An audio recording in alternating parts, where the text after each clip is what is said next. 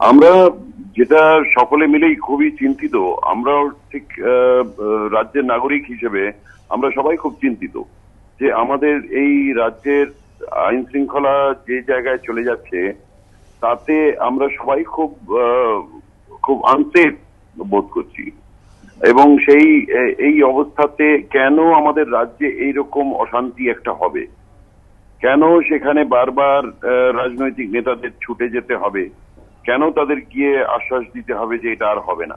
যতবারই আশ্বাস দেওয়া হচ্ছে ততবারই নতুন করে আবার একটা ঘটনা ঘটছে। তাহলে কি ধরে নেওয়া যায় যে প্রশাসন যথেষ্ট সচেতন নয় এ ব্যাপারে, বা প্রশাসন যথেষ্ট কাজ করছে না? তাহলে কি শুধুমাত্র গিয়ে কিছু রাজনৈতিক নেতা দাঁড়িয়ে তাদের আশ্বাস দিলেই ব্যাপারটা মিটবে?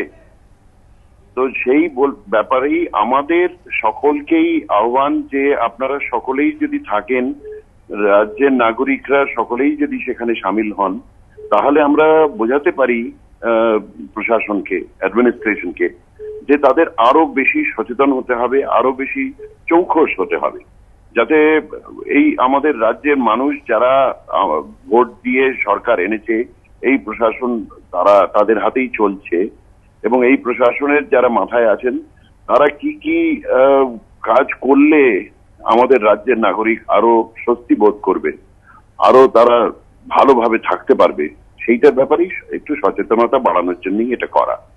এটা কোনো মানে প্রতিবাদ মিছিল নয়, এটা হচ্ছে সচেতনতার মিছিল।